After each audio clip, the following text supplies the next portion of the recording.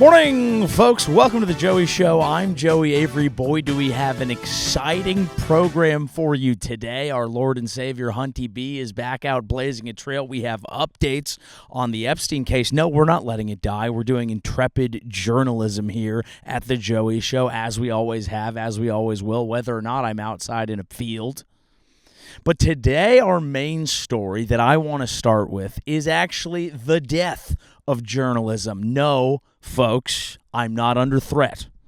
Okay, don't worry. I know loyal fans of this program know me as the real Pulitzer Prize winning journalist willing to roll up my sweatpants and tell you about things I've seen in the media. I'm okay. All right. Yes, I am a truth teller. I don't believe I'm in danger yet. That doesn't happen until we break 1,000 views. Let's stay safe, folks. Let's stay safe. I want to talk today about an interesting deal. The NFL. Look, we're going to talk about the NFL signing a deal with ESPN. Is this a show that traffics exclusively in sports news? No. Is this a business program? Only in the sense that we get down to business. But it's a very interesting deal to me because it strikes parallels with things that are going on across the nation, especially with this current administration, but expanding out everywhere, all right? If the specifics of this, ESPN and the NFL are striking a deal. The NFL has rights deals. They come up very frequently, and they go to all sorts of different networks and extort them for extreme amounts of money because no one has more power than the NFL. That is true. That is how sports media works. You want your company to survive, you sign a deal with the NFL, you're okay. And they know that when they go to the negotiating table. Friend of mine, negotiated deals.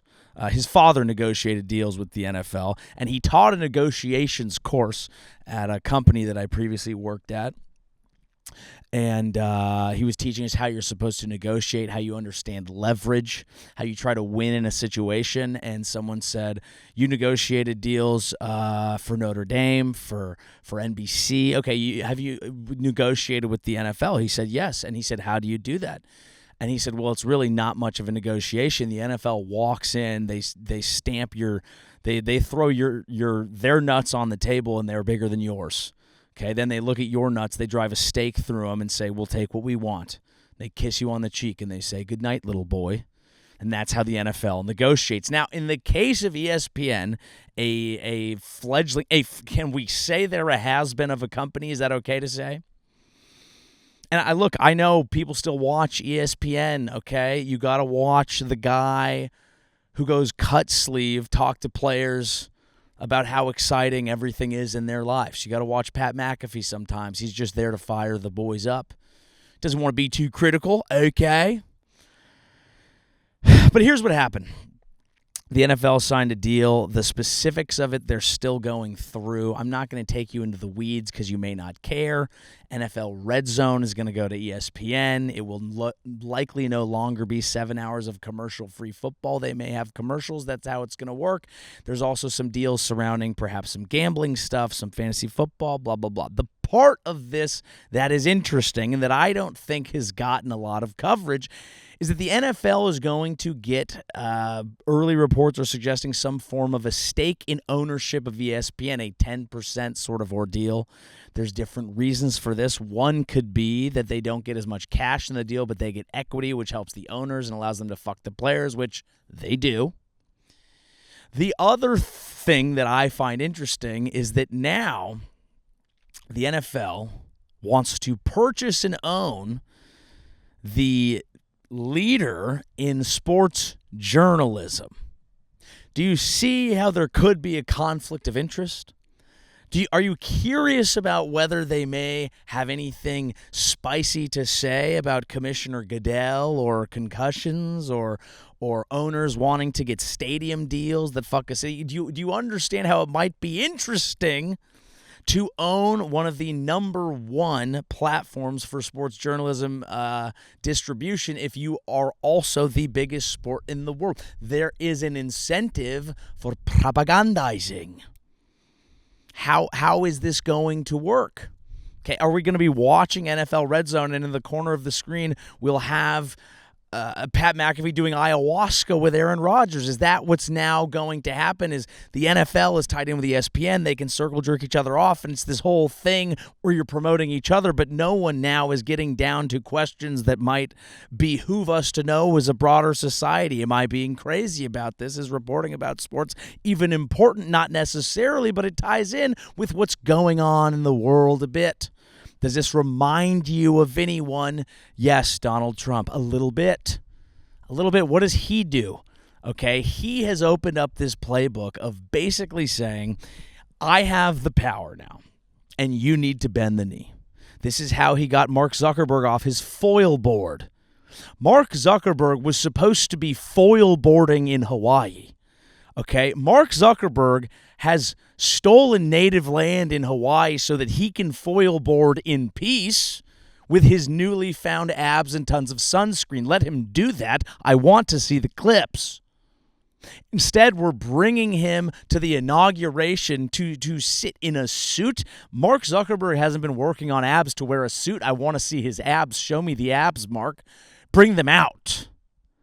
The people want to poke you. It's time to party.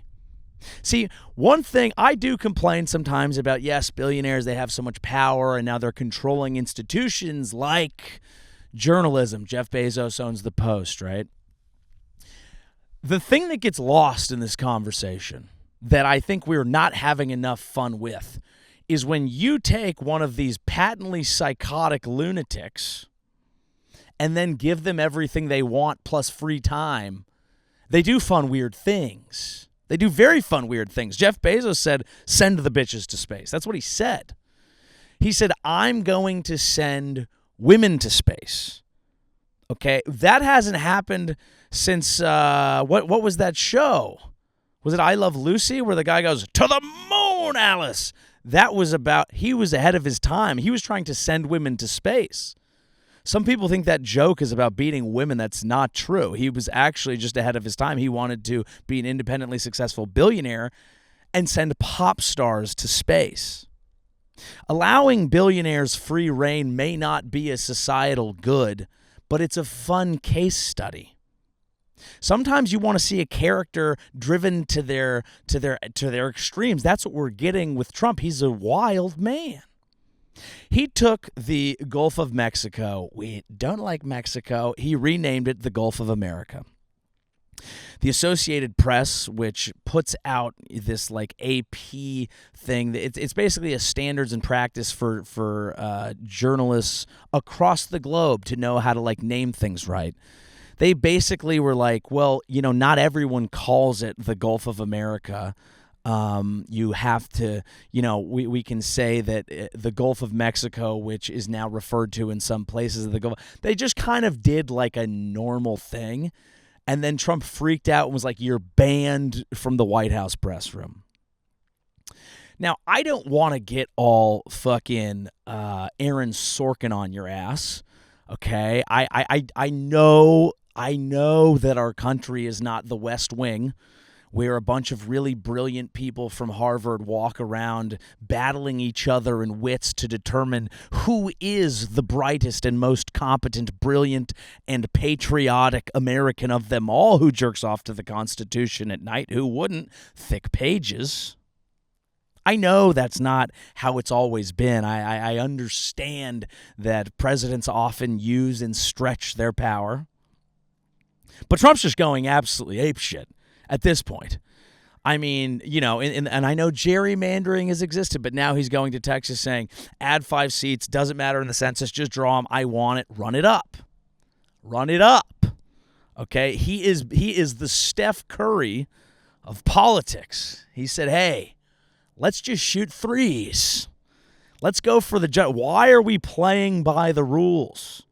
Just hit home runs, dude. Strike out 100 times. Let's just hit home runs.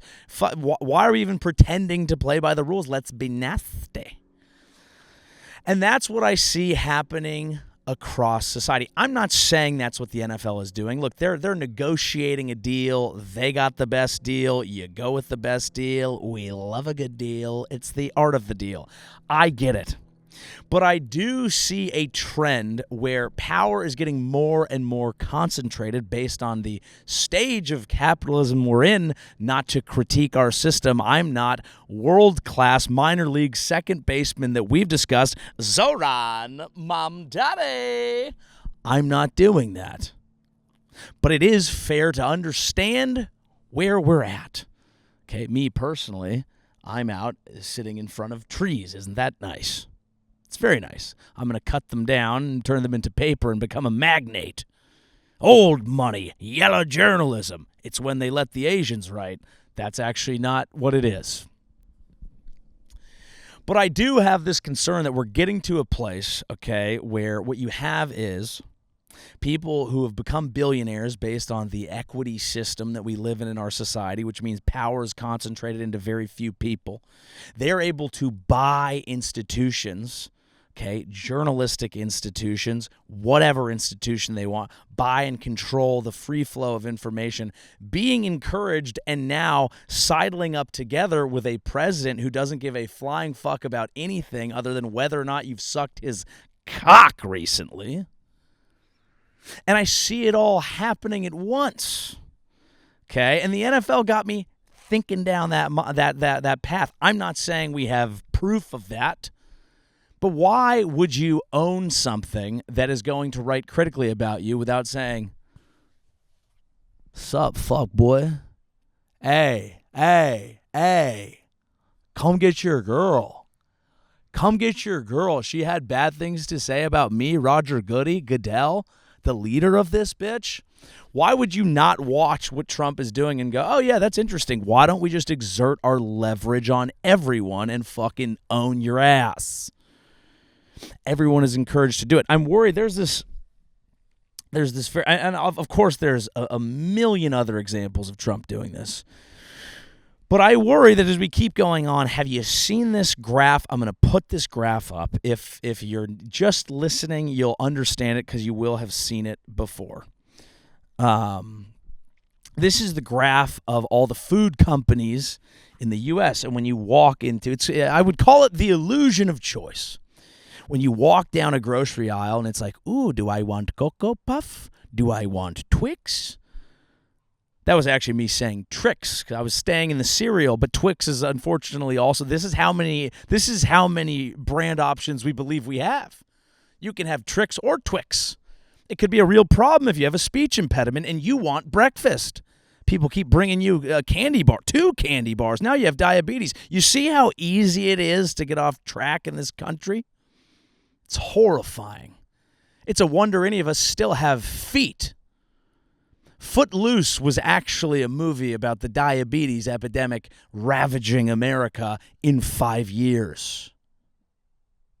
90% of your if you want to go to a grocery store and get food, okay, 99% of your options are dyed corn. That's it. You can either eat dyed corn or go to like an organic kombucha repository and hang out with odd people. Why do I say odd people? I'm going to get off track here. I promise I'm going to return to the graph and what it says about our society. I know this show is about graphs and what they say about our society. But you can either go to like a normal grocery store and be a normal American, okay, and not be ridiculed for being weird, and you can eat corn dyed or dusted in a variety of different ways. Most of society is just corn and dust. You have little flavoring dusts that they put on chips, and that's very exciting. You get different dusts. It's fun. Cool Ranch, is that a natural flavor? I'm not sure. Or you can go to like one of these new, cool, interesting organic grocery stores, and you can hang out with people like this guy, and I promise we'll get back to the graph. I was in the grocery store, and this dude, really attractive man, pretty tall, and his sexy girlfriend, they didn't intentionally. I was going to just grab a kombucha just behind me while I was waiting to check out. They went in front of me, and they had like tons of stuff. I only had like a kombucha and, a little bit of fruit. But anyway, instead of getting annoyed, what I did was an ancient bro bonding technology where I absorbed the extra sun energy from the dude's ball sack very subtly. It's not pervy, just the extra sun energy. So you're not being vampiric. You can do it with a beautiful woman as well, but this dude was like really sexy. So I was just like, you know what? I'll absorb some of his extra yang energy while I'm waiting for them to check out since they butted ahead of me. And I just felt his nutsack in his fucking boxers. And I just inhaled his extra chi from his nuts into my nuts through what we call the testiculum. It's the invisible mycelium network that connects the ball sacks of all the men in the tribe. He is more alpha than me, so I received his big, strong man alpha energy into my ball sack. And I feel fucking studly. Like, I got so much energy from that. Fuck. So that's who you can shop with at the other stores. You can either shop at a grocery store where all the food gives you poison, or you can go to a different grocery store and get your nutsack energy stolen. These are the options that we have. These are the options that we have in our modern society. And I don't want to criticize that man at all. He was very clear. As long as he wasn't being vampiric, he's not taking it for his own. You get to keep, but you're still stealing some of his scrotal energy. Of course, again, as we know, it goes with the mycelium network of all the men that connects all the ball sacks in our society. And I know some of you may be watching that video saying, well, that's ridiculous. And to you, I would say, then why is your penis shaped like a mushroom? Think about that. Think about that. And if that doesn't make sense to you, you don't know how mycelium networks and mushrooms work. Mushrooms are often connected underground in this large form of one large organism that hurts when one portion hurts, and it's a part of a different sort of intelligence that is really kind of foreign to us as humans, but you start learning about once you've done mushrooms once on a camping trip. Then you learn that. And it confuses you for some time, and then you see a video like that, and you don't know up from down, and you want to go back to the store and eat your corn-dusted poison. That's what you want.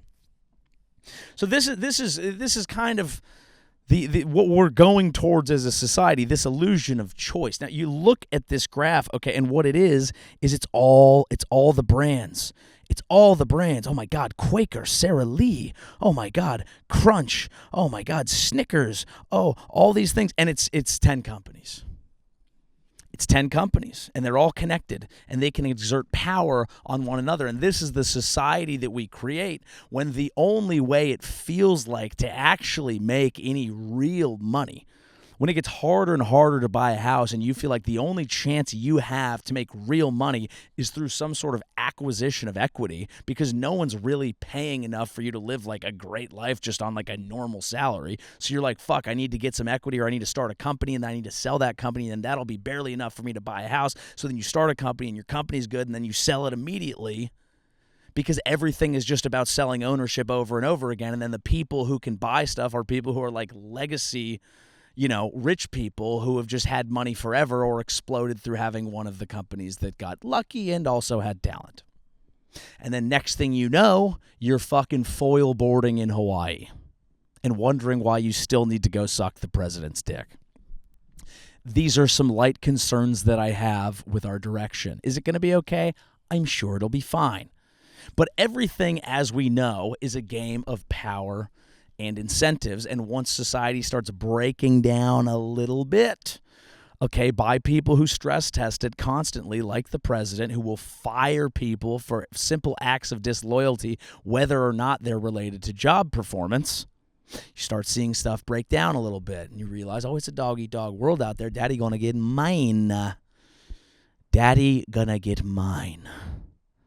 All right, that's the phrase. That is you put that on the quarter. What was it? E pluribus unum. How about daddy gonna get mine? Now, I'm not being alarmist. I'm not saying it's all over. I'm not. I don't believe that. Okay. I believe it's worth discussing things so that things don't get too bad. I think it ties in with a few things. Now, I did want to talk about this because I just mentioned Trump had a very interesting firing recently. He fired the head of the BLS. Folks, not BLM, although he might have gotten those things confused. Wall Street Journal here, Trump's BLS firing tests Wall Street's reliance on government data. Some fear a decline in the world-leading economic statistics underpinning U.S. markets. If you're not familiar with the BLS, it's the Bureau of Labor Statistics. Don't turn off the podcast. This won't take long. These are the people who report jobs numbers, which is what this whole fracas has been all about. The BLS reports jobs numbers. It's how all investors basically understand whether or not they want to be buying U.S. bonds, yield, all the sorts of fucking things that go into the market. I'm not an expert in it, but believe me, I'm right. Trump got mad because the jobs numbers came back not so good. And he looked at it as she's a Biden-era appointee who's fucking with the numbers. Now, people who study the BLS basically say there's almost no way for anyone to do that without people raising tons of alarm. And I realize Trump is suspicious of the deep state, but instead what he creates is a bunch of people who want to shuck his cock. So anyway, I think what happened... In fact, we know what happened is a jobs number came out that wasn't good. They also revised the previous two jobs numbers, brought them down. And Trump said, okay, she's coming for me. Get her out of here. Now, Wall Street is worried. And this is the Wall Street Journal. This is not some lefty, hate Trump publication. It's an independent publication, one that he is suing for billions of dollars because they're not being nice to him. You see how it's all connected? Their concern is that you fire this person and you start basically having a situation like you have in Latin America, like you have in China, where the government is putting out numbers that look good to it and investors don't trust it, because why would you invest in someone who's putting out their own propaganda? Now, I think he just looked at a picture of her, and I'm not going to shame her, but this is economist Erica McIntarfer. And she has short hair. She has a short haircut. And she has kind of fun aunt glasses. Okay. Short haircut and fun aunt glasses, it's giving no king's protest. It is. And I think Trump sees a woman with short hair, and he immediately goes on defense mode because he's been triggered. Because a lot of women with short hair have been mean to him, and they've worn pussy hats, and he doesn't like that. The only woman with short hair that I think he's ever been nice to, that he's ever wished well, oddly enough, was Ghislaine Maxwell. Yes, folks, let's do the Epstein portion. Let's do the Epstein portion. It's time. It is time to do the Epstein portion. Maybe should I make a song or a bumper for this? If I had time to do it, here it is. All aboard the flight log. We're gonna break this one down, island style. Epstein Minute, there's a minute missing. Epstein Minute, we're gonna talk about it. Epstein Minute, we won't stop talking about it. Epstein Minute, yeah, yeah. Epstein Minute, we're gonna talk about it. Epstein Minute, we ain't stopped talking about it, yeah. Come on now. Don't stop talking about it, y'all. He's on the list. It's the Epstein Minute, baby. All right, folks, we have some updates on the Epstein story, because we're not going to let it die here, because as people attack journalism, as there are more and more reasons to not trust the powers that be and the levers that they pull on journalism, the Joey Show will not be denied. It will not be denied until I'm offered the right amount of money. The right amount of money. The New York Times did some interesting reporting here. A look inside Jeffrey Epstein's Manhattan lair.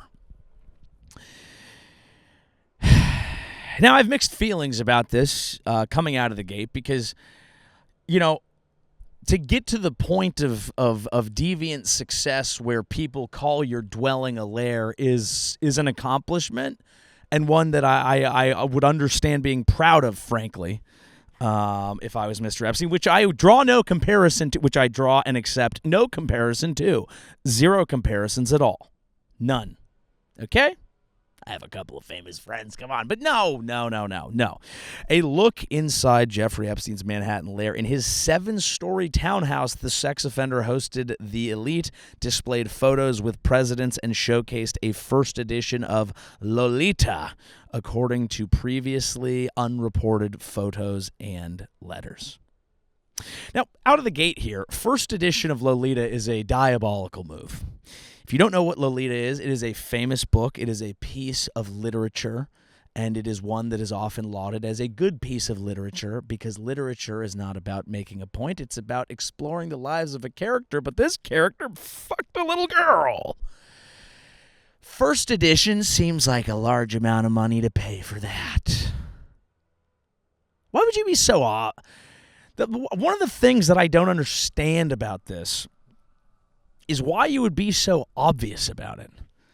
Isn't this supposed to be like a dark secret where it's like, oh no, they found me out, and he's like, check out this book. It's, oh, you like sports memorabilia? Oh, that's cool. What do you have? You have a Steve Young jersey? You have a Troy Aikman football? That's cool. I have the first edition of the famous book about fucking underage girls. That's an odd choice. Which is why it's so interesting how many people just had no problems hanging out. Now, look, if you didn't know what he was doing, I guess you'd be like, okay, guy loves literature. Till you found out he was sending a girl down to the local middle school to interrupt games of hopscotch so that girls would give him massages. Let's move on. As a gift for Jeffrey Epstein's 63rd birthday, friends sent letters in tribute to the wealthy financier and convicted sex offender. Yes, he was convicted at this time, and oddly enough, he was celebrating his 63rd birthday. 63rd. If friends are sending you letters for your 63rd, you have blackmail on them. I'm sorry. It's very hard for me to not see this as an operation. No one celebrates anyone's 63rd birthday just because they had a nice dinner party one time. A text, maybe. A letter? 70, sure. 60, sure. 50, yes. The round numbers. Send a letter. 63rd? Ho-ho! He's an intelligence asset who knows you R-worded as a child. There's more damning evidence than that, but for me, I have to pause at each place here. Several shared a common theme, recounting the dinner gatherings that Mr. Epstein regularly hosted at his palatial townhouse on Manhattan's Upper East Side. Ehud Barak, former Prime Minister of Israel.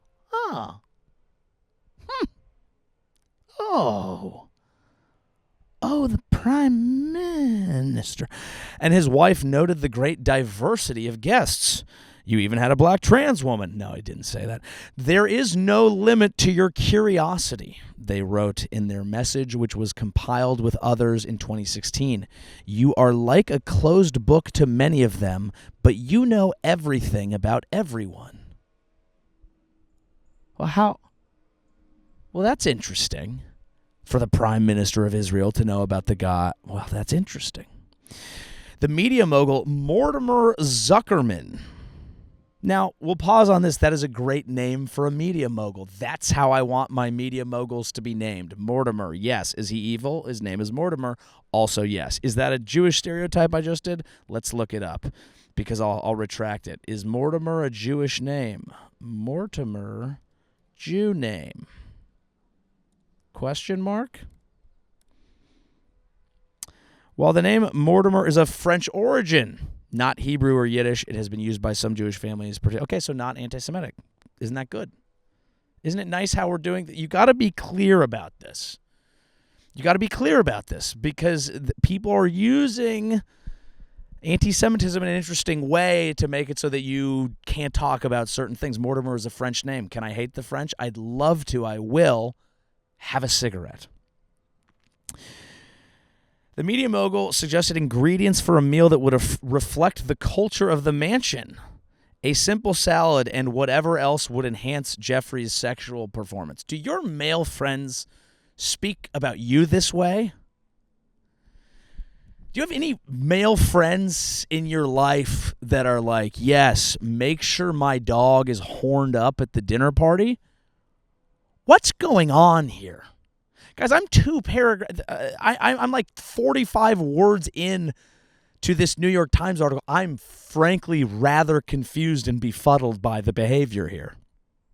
And the director, Woody Allen, well, and here we go.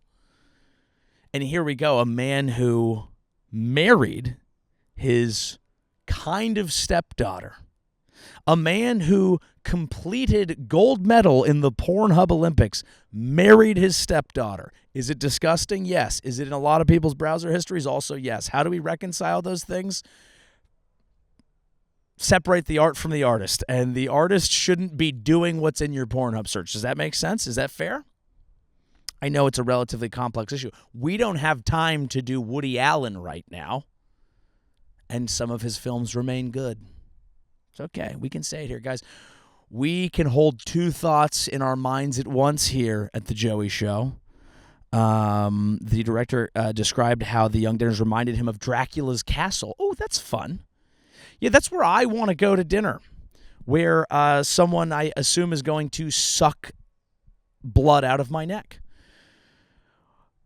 You know, we were making fun of the guy who extracted energy from a fellow shopper's scrotum earlier, but at least he wasn't being vampiric. Okay? He wasn't being vampiric. He was just taking a little bit of that dude's alpha energy into his scrotum so that he could feel better. He said you can steal this from women too. I might focus on that. I don't know how you do that. But in any case, if you're going to steal sexual energy from an alpha in your tribe, don't be vampiric. And the problem, and I think the real problem, and not enough people who discuss the Epstein case really touch on this, the real problem is how vampiric he was. He wasn't just borrowing scrot energy from a fellow shopper at Whole Foods. He was being vampiric, and Woody Allen knew that. Really makes us question really makes me question Woody Allen. Now that's a party. Woody Allen and Jeffrey Epstein having dinner. Leave your daughter at home. Leave your daughter at home. Can't name your kids Woody anymore. Used to be fine to just name a child after an erect penis, and now all of a sudden you've ruined that. Guess Boner Avery's not going to be my firstborn, even though that's a fucking hell of a name.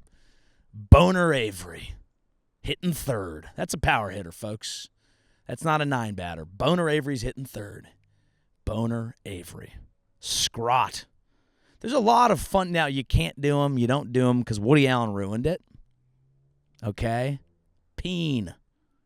There's so many you could do. Dong. You can still do that depending on what part of the world you're in. Dong. That might have been the name of Woody Allen's wife. That's not true. That's not true, folks. And that was racism. Okay? So I say things, and sometimes I regret them immediately. It's a free-flowing show. But I do call balls and strikes, even on myself. Balls Avery, another great name for a show. See, but you can't do it anymore because of Woody Allen. Because of Woody Allen, or Puss Avery, a beautiful girl. You can't do it because of Woody Allen and the implication, and it's unfortunate. It's unfortunate. Dick. People still do that one. Ween. Great name for a band. All right, let's read this Woody Allen piece, because Woody Allen wrote a letter about dinner at Epstein's, which, yes, does sound like a Woody Allen film, and it might have been. Dinner at Epstein's. You can see it now. Being neighbors, my wife Sun Yi, there it is. Being neighbors, my wife Sun Yi and I have been invited for dinner many times. Always interesting. Wide variety of interesting people at every dinner, just about. Politicians, scientists, teachers, magicians, comedians. Which comedians, pray tell, Mr. Allen, were at this event? I need to police my community. Interesting people, okay. Teachers, magicians. Magicians, huh? We're going to make these allegations go away. We're going to make Jeffrey go. Maybe that's what happened. Maybe Jeffrey Epstein didn't kill himself. David Copperfield just paid him a visit, and I think he had paid him a visit in the past. Is that slander? I don't know. I'm not looking it up. Maybe he just disappeared, okay? Harry Houdini. You hate to see a Harry Houdini. There's the old UPS truck driving by, dropping off some package. Politicians, scientists, teachers, magicians, comedians, intellectuals, journalists, death of journalism, an entomologist, concert pianist. Anyhow, it's always interesting, and the food is sumptuous and abundant. Lots of dishes, plenty of choices, numerous desserts, well served. I say well served. Often it's by some professional houseman. Glad he said man. And just as often by several young women, reminding one of Castle Dracula, where Lugosi has 3 young female vampires who service the place. And to this, that Jeffrey lives in a vast house alone, one can picture him sleeping in damp earth. It's an odd sentence right there. But back to the food. Dependably a fine dinner, but this was not always the case. Well, that's not what dependably means, Woody. In fact, the first time we came over, it was a very different story. We were invited with a list of accomplished types, men and women in journalism, in TV, even royalty. We were ushered up to the living room where everyone sat around prior to dinner being served and chatted. No drinks were served. You could get one if you asked for one. That should have been the first clue. When the meal was put out downstairs, it was meager.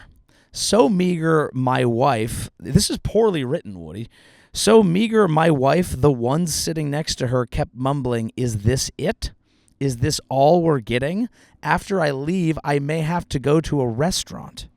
We didn't want to say anything when we came the next time, but my wife did say, in that tactful way, which she has, "There is going to be more food, isn't there?" This is insane. Imagine having royalty, famous people, everyone there. You don't offer anyone a drink. No drink. We're just here to talk and look at my first edition, Lolita. You're a creep. No drink, but it's there. I have plenty of it, but I'm not going to offer it to you.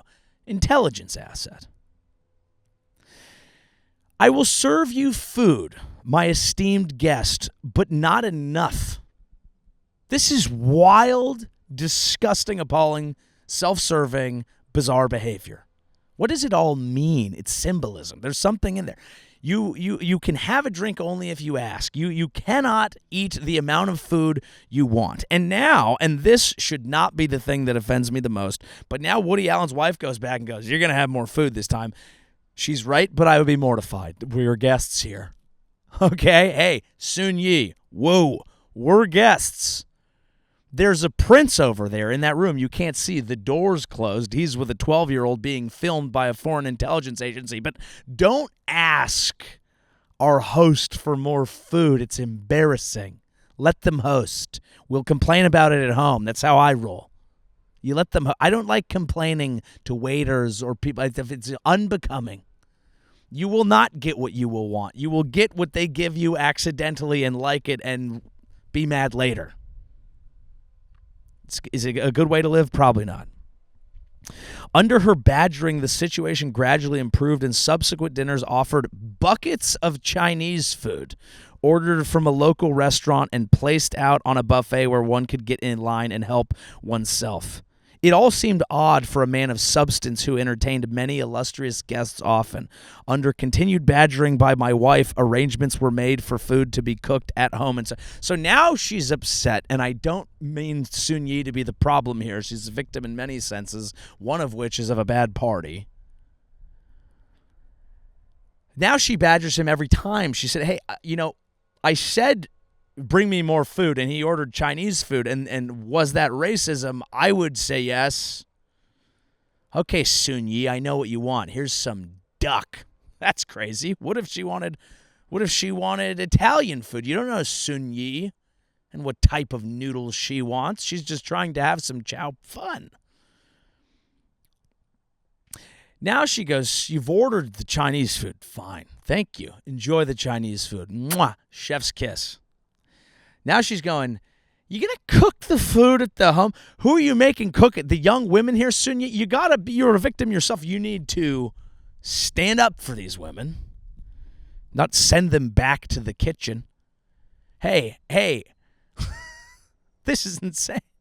Hey, can you remove that doll from that girl's hand and make her cook me food? I want it fresh. This is a place of substance.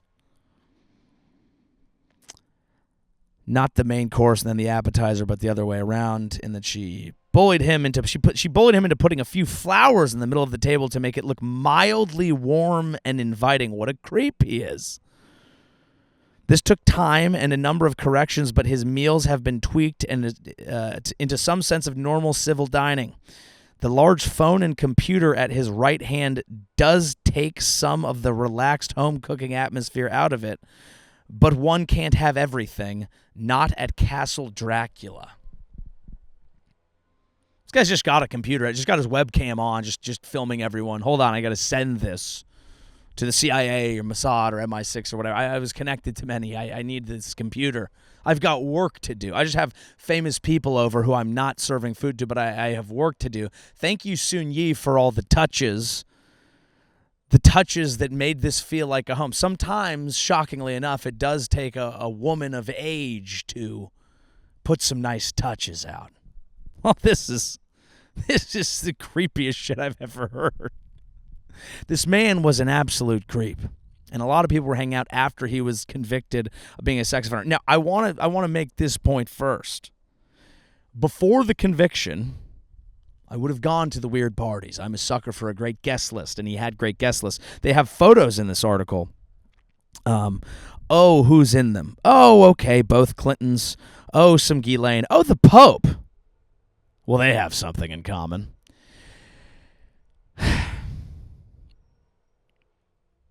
Guys, I don't.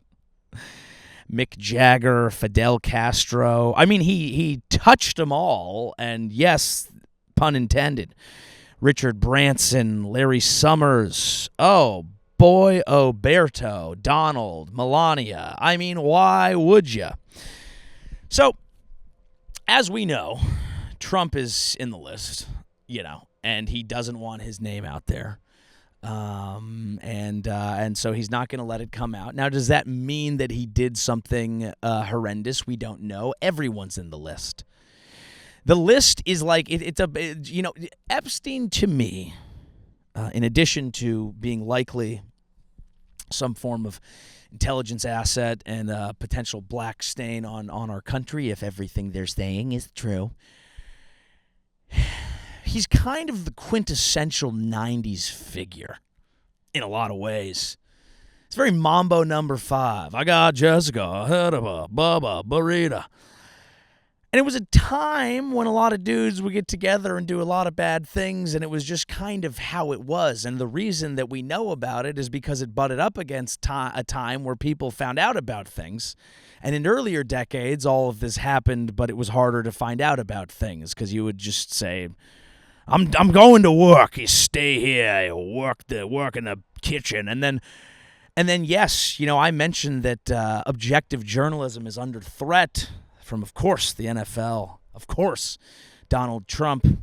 But back in the day, the ties, the boys' club, as it were, the secrecy, it's never been fully objective. We know that. People knew Kennedy was getting his dick sucked. But they were like, why would we report that, dude? The boys are being boys. You got to let the boys play. So, no, we've never had a complete picture. And what's interesting about the attempts now for people to own methods of distribution, for people to own journalism, is that as people lose faith in some institutions because we know where their bread is buttered, the cat is out of the bag in terms of independent media, and it's not going to work anymore. So the beginning of this episode was dire. The concept is power is centralizing. People aren't caring about the rules. It's this gloves-off approach. But the flip side of that is that we have avenues to discuss it. Is it hard to cut through the noise? Yes. We discussed last week the only way you can is by calling someone a Nazi or showing them your tits. Every episode is required listening. It all connects together, folks. It's a big grand web of Joey Show conspiracy, and I'll be your captain speaking. But you can't fully get the people down now because people can talk about it. What have we lost? Checks and balances. Now you have crazy people out there, very popular voices putting out very bad ideas because people have lost trust in the mainstream media for a variety of reasons. Is buying it out better? Probably not. But you can't keep the people down. I do want to, and I want this to be positive. You can't keep the people down. Okay? We have people that we support, that we know, that we love here at the Joey Show. We have a fearless leader that's back in black. Hunty B is back. Yes, a second Channel 5 interview has hit the towers. Hunter Biden is back, and he is painting, and he is a different cat. I'm going to play you the beginning of this Channel 5 interview. Frankly, it released right before I filmed this, so I need to go watch it myself. But I would point people to the main source if you do want to see it. But boy, does he have some things to say. And folks, we've always stand Hunty B, right? A lot of people don't remember why. It's simply because, much like Trump, we love who love us, and he did like a Joey Show clip one time. Yes, his actual Instagram account did like a Joey Show clip. We stand for Hunty B. It was in the midst of all of his turmoil, and he fought, and he liked, and for that we like he back. But here he is covering the same story in the same way. Let's see what he has to say about what's going on with Trump and Epstein. Jeffrey Epstein was a pedophile that it came into enormous wealth by very mysterious circumstances and had connections across the globe to very, very powerful people. And he was murdered right before it was all about to blow up. And now there supposedly are no files that the American people can see to explain all of that. I don't understand why the Jeffrey Epstein case would be of interest to anybody. It's pretty boring stuff. I mean, it's crazy. Like, do I think that there's an actual list? No, I don't think that there's an actual list. I don't think that he was that stupid. But do I think that what they do have implicates him? Yeah, I think so. You know, I mean, Epstein introduced Melania to Trump. The connections are like so wide and deep. Anyway, why do we think they don't want the files released? I don't know. I think John, you know, that thing that John Howland says is like a long time ago. I think is the most accurate kind of assessment of them, which is everything is projection or confession. Everything. So when he puts out that tweet and he says, Epstein now is the Russia hoax or the Hunter Biden laptop. The laptop from hell, which the Democrats swore came from Russia. No, it came from Hunter Biden's bathroom. Like, I wonder if it works. Do you know what I mean? When he says to his... Not here, Hunty. Doesn't work here. Okay? We stand our Hunty King and everything that he has to say. And I think he's right. I mean, I think the man is right. And I think that's a solid painting. I think it's a solid painting.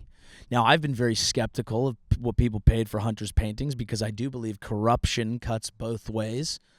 Are the Bidens our heroes? They are not. Is Hunty? Yes. Would I buy that painting? Yeah. Depending on the price. I think price went down because I don't get access to Daddy, and Daddy's not fucking doing it anymore. So I think I might be able to afford that Hunty original, and I might, because that was a nice painting. It was a nice painting. Now, I've said a lot of things here. A lot of this hinges on my whole concept that Trump has no principles, only just feeding back people who like him. Yes, and we said that before the election. We're saying it now. You don't have to take my word for it. Here is him discussing Sydney Sweeney and the topic that we discussed last week. Actress Sydney Sweeney, it came out this weekend that she was a registered Republican. Any thoughts on that? That who was? Sydney Sweeney. She's like a very hot actress right now. She's a registered Republican? Yes. Oh, now I love her ad. Is that right? Is Sydney Sweeney? You'd be surprised at how many people are Republicans. That's what I wouldn't have known, but I'm glad you told me that. If Sydney Sweeney is a registered Republican, I think her ad is fantastic. Okay, thank you very much, everybody. Thank you, Mr. President. That is unbelievable stuff, and it's funny. So I think the benefit of him doing a lot of things transparently and out in the open is it doesn't feel as weird, because you're like, all right, well, I mean, he said it. What's the conspiracy? He said it. That has always been his appeal, is people are like, well, everyone's doing this. He's just telling you what he's doing, until Epstein, where people are going, now he's being weird. Now, I want you to listen to, because we've been discussing journalism here, I want you to listen to him walking away, and you can overhear the journalist saying, oh, that was a good one. We got a good quote. And it just cracks me up, because it's just people out there doing their job, just pumped. Like, dude, we got the Trump quote. Listen to this.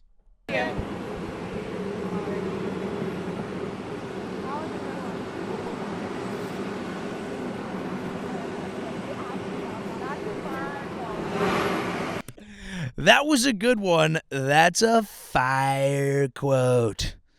These are our important journalists, dude. That was a good one. That's a fire quote. I want to be clear. I would use the exact same vernacular. I would say the same thing. I would behave in exactly the same way. I would be like, dude, that's a good one. That is a fire quote, dude. But this is my generation. We are now, what is it, the fourth branch? The final estate? What is it? What do they call journalism? See, I got to get it right. We've been covering journalism. Is journalism the fucking fourth estate or whatever? Fourth branch? Fourth estate. Fourth estate. Maybe because it's not a branch. Maybe because it's not a branch. People don't care, folks. Now, I have to be clear and complete, because I've been saying that the rise of independent journalism is a good thing, but it also can lead to odd moments. And there's an interesting cross-section here as we continue and slowly wrap up our comprehensive view of journalism, said from a dirt staircase in front of trees, from a man in sweatpants. It's not a video essay, folks. It's a vibe out here. It's a vibe, what we do. It's called a vibe. And this is Jim Acosta. Now, Jim Acosta was a big-time CNN contributor during the first Trump administration. He was kind of, fancied himself the savior of all of democracy, the one standing up to power. Now, he went pretty hard on Russia, which hurts you in the long term. He now has his own thing. He has the Jim Acosta Show, real original fuckface. It's not like the Joey Show. You got to drop the last name. I should probably add mine, because I searched Joey Avery podcast on YouTube and this channel didn't show up. Gonna figure out the SEO later, folks. Jim Acosta now has kind of a Substack. He has his own show. He's going independent. He's an indie guy. And he interviewed an AI version of a victim of one of the Parkland shootings. Now, I think it's important to parse this out. The parents created this AI with memories of their son, and they wanted Jim to do it.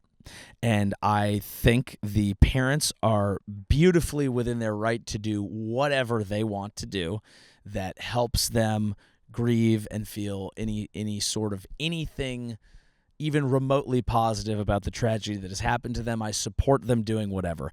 Jim conducting the interview hit people in a bit of a weird way. We're going to watch the interview now. Joaquin, I would like to know what your solution would be for gun violence. Great question. I believe in a mix of stronger gun control laws, mental health support, and community engagement. We need to create safe spaces for conversations and connections, making sure everyone feels seen and heard. It's about building a culture of kindness and understanding. What do you think about that? I think that's a great idea, Joaquin. Okay. Again, shout out to the parents. Do whatever you got to do. I fully support it. Jim, I'm going to speak to Jim here directly. I don't think you want to be interviewing the AI of massacred children, and I believe that not because I don't believe in trying to provide a voice here, but I don't know if you've been on the internet, but people are going to find that a little odd for you to have done. And I don't want to be, again, support to the parents, support to the the child, may he rest in peace. I don't want to be rude to the AI. I didn't get a lot of personality out of that. That was interesting. Now, as a 25-year-old, that guy would have been that guy, and frankly, and one of the real tragedies, that guy would have been having a great time. That's a good-looking kid. That's a great-looking 25. That dude would have been in Mykonos fucking crushing box. He wouldn't be on the Jim Acosta show saying rote talking points, dude. That kid would be thriving, and that's one of the real tragedies. That dude would be fucking crushing it, dude. I can see that he could have been that kid was cool, and he would have been awesome. And I would have loved to have hang out with him, but I don't think he would have sounded like that. Now, this is I can think about it in my own life. We have to put ourselves in the kid's shoes. If I were to pass at some point, I've been told it's possible. Recent events in my life indicate that it does happen to us, and we don't like that.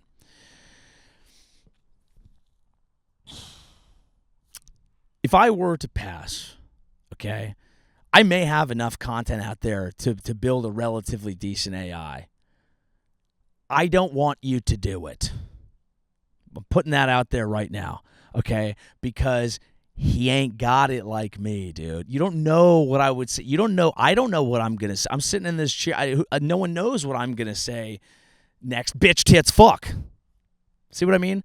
Could AI do that? You're removing a humanity from something. Again, support to the parents. Do whatever you need to do. But don't make an AI of me, because you don't know me like that, dog. Hey, computer, you might know about my past. What about my future, bro? I be stacking these chips. I be stacking these wisdoms. I be different every day. When I wake up, I go, oh, look at you. You're different. You're one day better, one day stronger, one day fatter. I've been drinking a lot. Yes. Lots been going on. Not a lot. Don't drink a lot. It's bad for you. But, I've had some events. I was camping. You drink camping. Who doesn't drink camping? Come on. You don't want the AI doing a recreation of you, because it's just it's a poor version of your pet. It's obvious. And if you're Jim Acosta, a person who the entire internet is geared up to absolutely dunk on, you're not going to extract something interesting or new or galvanizing about this topic. You're doing it a slight disservice by drudging up a kid who, you didn't know what he would have wanted or consented to or whatever. It just feels weird. It feels a little exploitive of a very real tragedy. But again, no qualms with the parents on that. Just a bit of Jim Acosta. Now, final couple stories here, and these will be quick, but had to address this. A customer allegedly stabbed bakery workers over a sandwich he was sold 4 years ago. Latina Bakery on Main Street was closed Friday, with the owner and his brother hospitalized after being stabbed the day before by a man police described as a knife-wielding customer. Thursday morning's violence began when the man angrily said he was sold a sandwich 4 years ago that had eggplant. And he described an allergy to that vegetable. He said made... Okay. We're stabbing motherfuckers over eggplant now? Is that where we are? When I saw New Jersey deli owners stabbed over a sandwich from 4 years ago, I thought, fuck yeah. Nature is healing, dude. That's New Jersey. Woke up this morning, got myself a knife. Yes. Okay. I was like, that is some mob tie shit, dude. And that's the type of passion that I expect from people on the East Coast. I live in New York now. I'm a West Coast guy. I admire the East Coast passion. They do. You put a fucking, this is not Mama's marinara on my fucking meatballs. I'll fucking stab you. That's what makes the East Coast great. Stabbing someone because you have an eggplant allergy is frankly some Santa Monica shit, and it's beneath you. East Coast. That's not New Jersey. That's not New Jersey at all. Okay, that's fucked up. That is emblematic of a mental health crisis in our country that I don't know. 4 years ago over an eggplant allergy, you fucking bitch. Who's allergic to eggplant? Aside from lesbians. Dick joke. That's crazy, dude. That's absolutely diabolical stuff. This is just not okay, guys. This is not the America I know. This is not the New Jersey that I know. Okay, you see that and you get depressed, and then I go and I see what's happening in the WNBA. Hayes gets blocked by Maya Caldwell. Something flies on the court, actually, from the crowd. The officials will say they will continue play as that goes off the fingertips of the Valkyries. And now, what could this item be? The block right there, and the object comes, that green it's like a missile. bounces, and it goes to the sideline. We're not exactly we're not sure where it came from. Why are the ladies laughing? Any of that type of activity. Yeah, and no one's picked the object up yet. You guys, oh my gosh, okay. Okay. Well, okay, folks. Now, inappropriate. That is, the lady cop did. She's walking away, and I don't know where she put it because it's not in her hand. And that's fine. I think, hey, finders, keepers, losers, squirters. Don't throw dildos on the floor of NBA games. Okay, that's dangerous. Okay, those are thick items. Those are thick, girthy items right there. That could hurt a lady. It could disrupt play. What if a lot of them are made of rubber? What if it bounces up off the floor and lodges directly in, and someone has to play the rest of the game straight quivering? They're real sexist questions to be asked here. Okay, and you can tell that dildo was thrown by a man because it was thrown well. The arc, the speed, the distance, the fact that it was inappropriate and childish and dangerous and mean to women, those things too. But also arc, speed, velo. Okay, that was like a. I might have to get Tommy John's after that. That dong was launched. Absolutely launched. But you can't launch dongs at female athletes anymore. And that's a good thing. That's a good thing. 6 years ago, that would have been a gimmick. They would have said it's throw your own dildo night at the WNBA because we're trying to get people here. It could be like the new hat trick. It's not a good item to throw. Don't do that. I am fully against throwing dildos on the floor at WNBA games unless you feel comfortable launching fleshlights onto the floor at NBA games. Also dangerous, don't do it. My real problem is the heft of the products. If these were a little less dangerous, maybe this is an idea. Maybe we could invent like a hollow, again, don't throw them during the game, but maybe after a win, we could invent some sort of hollow kind of paper plane-like dildo that flies daintily onto the floor, and we can still have our tongue-in-cheek fun without endangering the ladies of a hell of a night.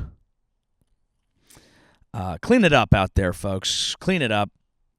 I closed last week with a little quote. Maybe we do that from here on out. It's kind of fun, dude. Little quotes, little pieces of wisdom, little nuggets, little McWisdoms. McWisdoms, dude. Little nuggies of whiz. I was reading a book the other day, if you can believe it. I was surprised. And a quote stuck out. I believe the quote is, I might as well credit the actual person who said it. That seems like a reasonable concept. Nope, not in the photo I took. But whatever. It's probably Nietzsche or something. Who the fuck cares? Here's the quote. Let me read it. Haste is universal because everyone is in flight from himself. Or herself. Or a dildo in flight. It doesn't really matter.